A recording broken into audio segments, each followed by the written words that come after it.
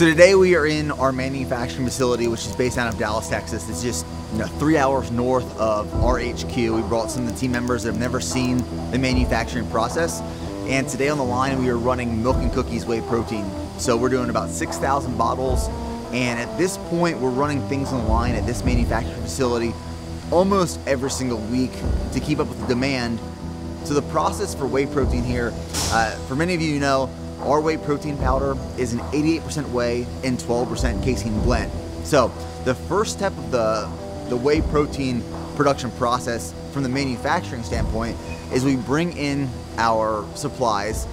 Our whey protein comes from Glanbia Nutritionals, the highest tier, highest quality whey protein and casein protein that you can get for a product.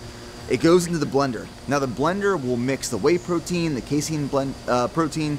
It'll mix the other ingredients like the natural flavors, the sweeteners. It'll all go into the blender, and when it goes through the blender, it comes to the manufacturing line. When it comes to the manufacturing line, there's essentially a vacuum that goes into the product that's been blended. It sucks it up into the fillers, and the fillers fill the bottles by weight. So sometimes we get the question, like, how do we know that we're filling bottles appropriately based off of serving size? Well, a quick equation, say we have, for a quick example, a 30 serving scoop and we have 10 servings to that bottle, then we're gonna add 300 grams of powder per bottle. So it is weighed by a scale to make sure we have the appropriate amount of powder in each bottle.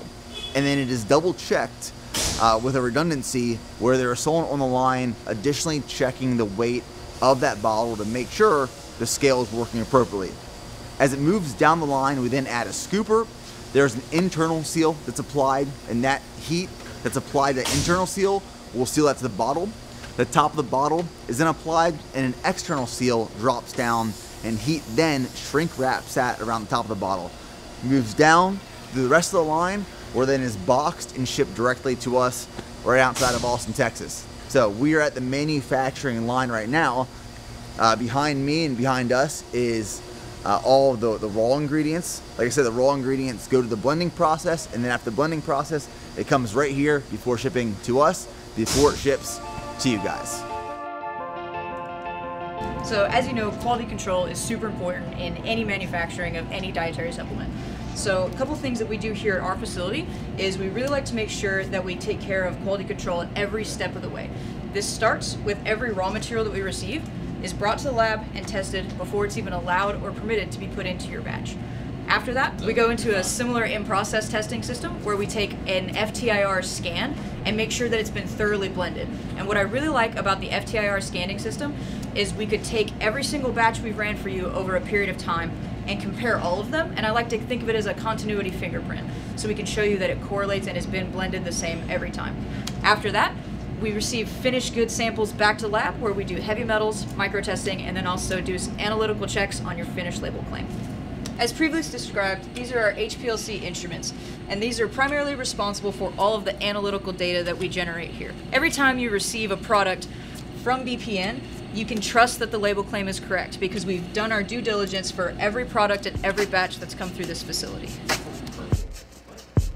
So one of the benefits also of being located so close to one of our manufacturers is that we get to come here, test new products, test new flavors. So right now we are working on a new flavor of our vegan protein. So our vegan protein, it's pea protein, watermelon seed, pumpkin seed. We currently have 2 flavors, chocolate and peanut butter cookie. So we're trying to nail down a vanilla flavor. The thing with vegan, it's so different from whey. It comes off a little bit more grainier. It's a little bit more difficult to flavor, and we have done our vegan protein naturally sweetened. So let's see.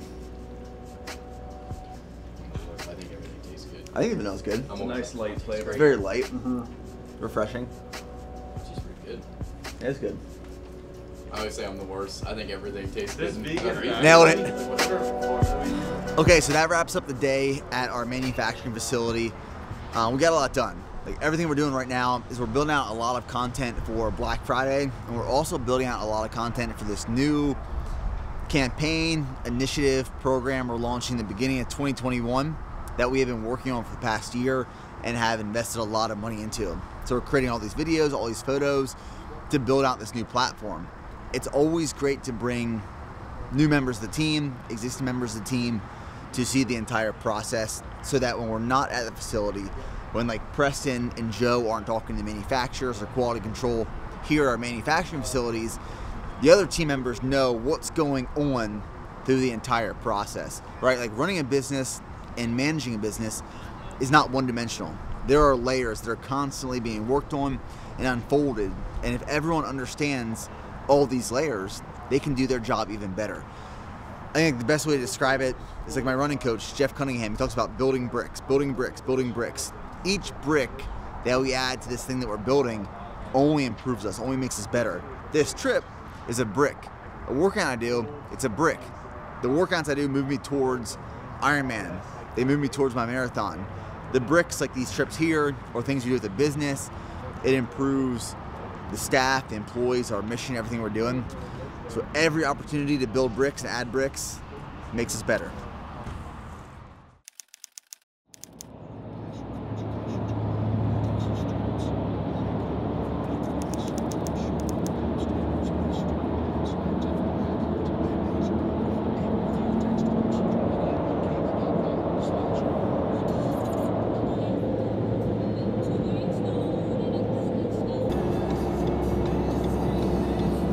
So one of the questions I've been getting and I've seen online is in regards to the amount of training I'm doing and how I'm recovering from that amount of training. And I think the best way to describe it is there's volume of training, like there's the amount of training you're doing, and then there's the intensity. The reason I bring up volume and intensity is because yesterday we had a really intense bike workout. Here we go. Go, crank it. Nice work. 750, 800, 760. 20 seconds. Everything you got. 700. 550. Come on. 15 seconds. That heel into 14. There we go. 9 seconds. 30. Keep pushing. Come on. 5, 4, 3, 2, 1. So I'm feeling that intensity from yesterday. I'm not necessarily feeling the total volume of, say, the previous 7 days. I can handle volume pretty well, but when I have an intense workout like yesterday, I will feel it the next morning. So that's the first thing I wanted to point out. The second thing I wanted to point out is in regards to heart rate training and warming up. So warming up is what I found can like make or break your workout, your training session, your run. And a lot of people think that warming up is just to get the muscles warm and acclimated, which it is to a certain extent, but it's also to regulate your heart rate. So what I've also found is that first mile that I complete, especially if I'm going to a workout fatigued and tired from like the workout yesterday, that first mile will make or break the remainder of that run or workout. So like the first mile today, I'll probably hold a 10-minute per mile pace, keep my heart rate lower. My heart rate might be below 130, but then the miles after that first one will be a lot smoother, and I'll be able to regulate my heart rate a whole lot better. If I go out that first mile as hard as possible, maybe my heart rate goes to 165, those remaining miles after that are going to be affected by that first one. So the warm-up is so important. So 7 miles today, or this morning.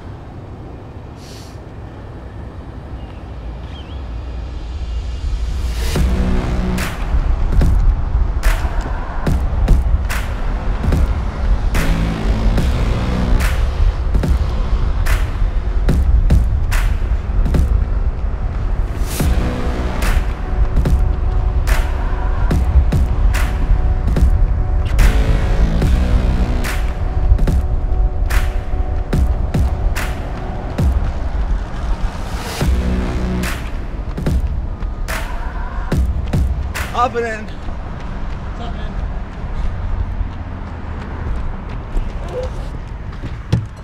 Oh my God. All right. So we did 7.51 miles, 8:31 minute per mile pace.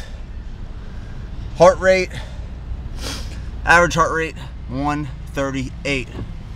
So solid. The thing about runs like that, they are intentional and disciplined. That's something when I first started running, I was awful at. Being intentional and disciplined with your runs. Intentional and disciplined means maybe you have a slow, easy run, like today was scheduled, where my heart rate had to be between 133 and 143. The hills through Travis Heights obviously increased my heart rate a little bit, but it's sticking to that plan, sticking within those parameters, and not just going like full send balls to walls. Being intentional and disciplined with every single training session you do will lead to the results you want. But I cannot stress enough, disciplined and intentional with every training session.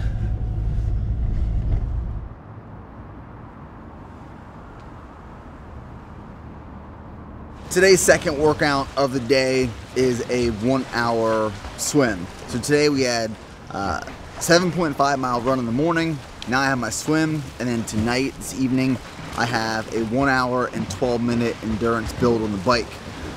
Today's workout is a warm up, 200 meters with fins to loosen up, and then we're gonna throw the fins and the snorkel on, just working on head positioning and keeping body alignment right. So a lot of the stuff we're doing right now is focused on form and positioning, holding a rigid body position throughout the entire movement. So we're gonna do a long warm up, and the main working set is gonna be 3 rounds. Each one of those rounds is gonna be 425s, very fast, and then 250s at like 85 to 90%, just working on keeping form together for the entire 50, and then we'll cool down with a 200 meter pull with the snorkel. I absolutely love the snorkel. And what's killing me, I've said it before, I'm looking at Quarry Lake right now. Quarry Lake is where I did all my swims last year. It's beautiful. It's like the perfect swimming lake for training for an Ironman because it's super clean. There are only paddleboarders, kayakers, and swimmers, and it's just amazing to swim in. But Natasha's not allowing me to swim in Quarry Lake yet. We're still stuck to the pool, which isn't bad.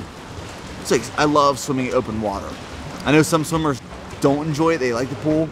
I personally prefer open water. So let's get into the workout.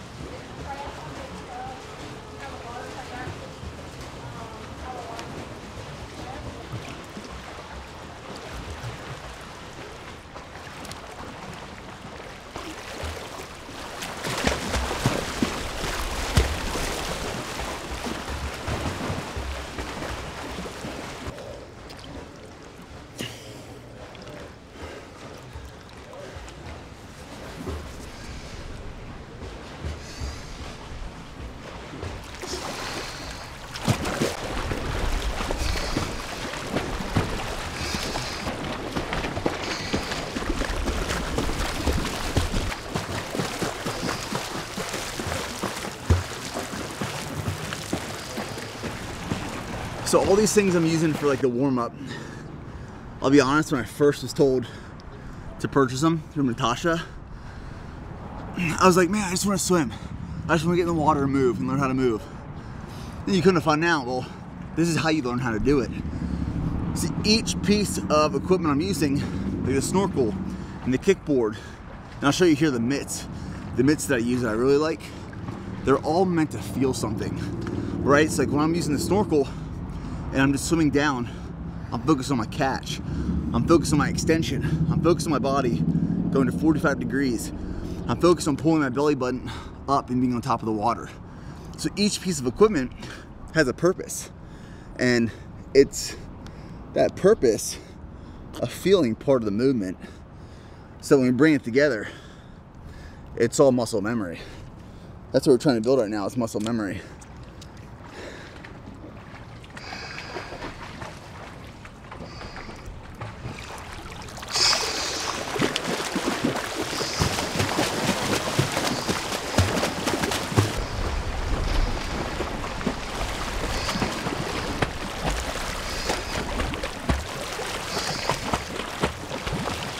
So last part of the warm-up before we go into the working sets, we're using the buoy. Now this goes between your thighs, essentially keeps your hips up on top of the water, and we're not using our feet at all to kick. I'm gonna use the snorkel too. So my focus right here is rotating my body 45 degrees as I'm moving. Head staying in the water, obviously with the snorkel, but the main focus and intent here is that when I'm extending my arm, I extend, which moves my body 45 degrees, and when I extend and pull with a proper pull, I'll feel it all in my lats. I shouldn't feel it in my shoulders. So this is a really good like muscle memory movement to think moving body 45 degrees, propelling forward, hands going deep enough, extending, pulling, activating lats.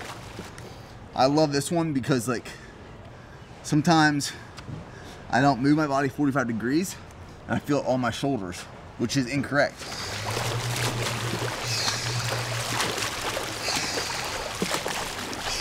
So this is something we used last time with Natasha and I really enjoyed. This is like the last piece before going to our big working sets last time. So these are mitts, right? They're just going like this. And essentially we'll just do like a few warm-ups with these. But what it's for is you really feel the catch. So you'll feel, it's like drag, it creates drag resistance, but you'll feel your catch and you can really focus when you're catching the water. These are probably my favorite pieces of equipment that we've used and purchased for form stuff so far.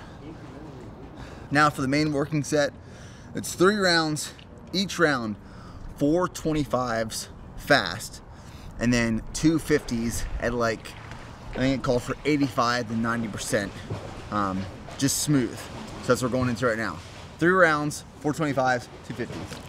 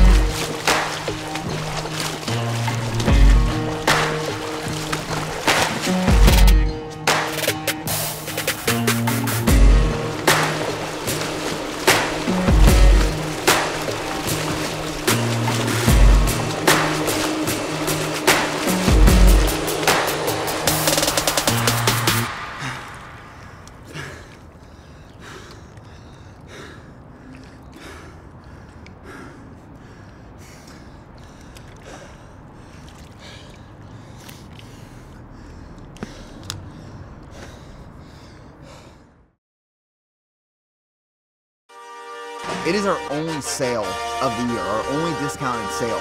It's about to be big. It's about to be big. 2 words. Fucking badass. That's sweet.